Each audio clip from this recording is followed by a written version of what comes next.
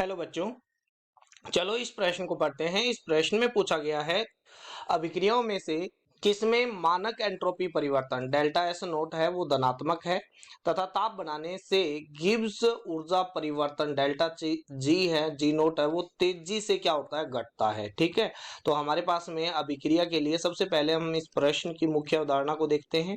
तो मुख्य अवधारणा के अंदर हमारे पास में क्या आता है कि डेल्टा एस का मान है वो क्या होना चाहिए, वो धनात्मक होना चाहिए। यानी आपके पास में अव्यवस्था है, व्यवस्था है वो आपके पास में क्या होनी चाहिए, बढ़नी चाहिए। बढ़ेगी तभी आपके पास में क्या होगा, डेल्टा एस पॉजिटिव आएगा। क्योंकि रैंडमनेस का मेजरमेंट ही जो इसका मेजरमेंट होता है वो आपके पास में क्या होता है, एंट्रोपी परिवर्तन होता है। ठीक है, तो रैंडमनेस बढ़नी चाहिए, है ना, अव्यवस्था बढ़नी चाहिए। ठीक है, और ये बढ़ेगी कब, जब आपके पास में ये अव्यवस्था बढ़ेगी तब जब डेल्टा एन जी है, गैसियस मोलों की संख्या है वो क्या आएगी आपके पास में, पॉजिटिव आएगी। और डेल्टा एन जी क्या होता है, डेल्टा एन जी होता है गैसीय मोलों में परिवर्तन, गैसीय मोलों में परिवर्तन, परिवर्तन। ठीक है, तो यहां पर अगर हम डेल्टा एन जी का फॉर्मूला लिखना चाहें तो डेल्टा एन जी होता है प्रोडक्ट में गैसियस मोल माइनस रिएक्टेंट में यानी अभिकारक साइड में गैसियस मोल। ये कौन से मोल है, गैसीय मोल है कि गैस है। हमें इसमें लिक्विड वाले को कंसीडर नहीं करना है, ना ही हमें सॉलिड वाले को लेना है। ठीक है, तो सबसे पहले हम यहाँ पर इसके अंदर सभी अभिक्रियाओं में डेल्टा एन जी का मान निकाल लेते हैं। तो डेल्टा एन जी के अंदर अगर हम देखेंगे तो इसके अंदर अगर यहाँ पे देखा जाए तो प्रोडक्ट में एक गैसियस मोल है माइनस रिएक्टेंट में ग्रेफाइट क्या होता है आपके पास, सॉलिड होता है। तो जो रिएक्टेंट साइड है वो है आधा मोल। तो यहाँ पर ये आ जाएगा 1/2 जो क्या है आपके पास में पॉजिटिव है। ठीक है, तो इसमें डेल्टा एस का मान क्या आएगा आपके पास में, ग्रेटर देन 0 आएगा। ठीक है, तो ये सही हो सकता है।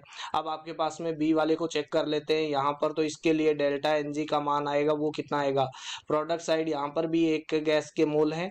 ठीक है, और इधर की साइड आपके पास में कितना हो जाएगा, माइनस का ये आ जाएगा 1 + 1/2 क्योंकि यहाँ पर CO भी गैस है और O2 भी गैस है। तो यहाँ पर ये आ जाएगा माइनस का 1/2। तो इसके अंदर तो डेल्टा एस नोट है वो क्या आ रहा है, नेगेटिव आ रहा है। तो ये अपना सही उत्तर नहीं हो सकता क्योंकि डेल्टा एस नोट है वो क्या होना चाहिए, पॉजिटिव होना चाहिए। ठीक है, अब इसी प्रकार से अपने थर्ड वाले के लिए देखते हैं। तो डेल्टा एन जी की वैल्यू निकालते हैं। तो प्रोडक्ट में कोई गैसियस मोल नहीं है, रिएक्टेंट में आधा मोल गैस है वो भी ऑक्सीजन का है। तो ये भी आपके पास में आया 1/2। तो इसके लिए डेल्टा एन जी नेगेटिव आ गया, मतलब एस नोट भी क्या आ गया, नेगेटिव। तो ये भी हमारा आंसर नहीं हो सकता।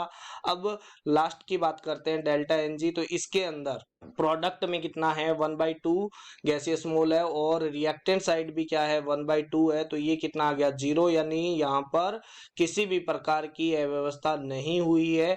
तो ये आपके पास में डेल्टा एस 0 आ गया। तो ये भी आपका उत्तर नहीं हो सकता।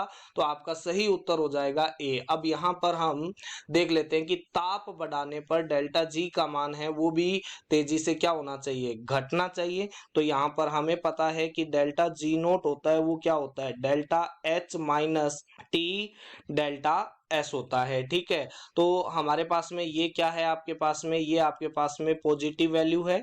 और यहाँ पर ताप को क्या कर रहे हो आप, ताप को आप इंक्रीज कर रहे हो।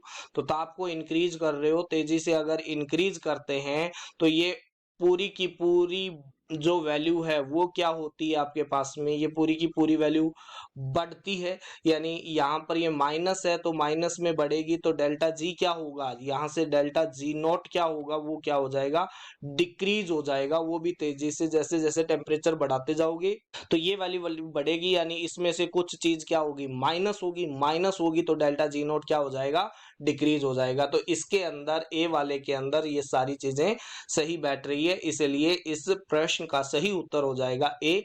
आशा करते हैं मुख्य अवधारणा के आधार पर आपको इस प्रश्न का उत्तर समझ में आया होगा। धन्यवाद।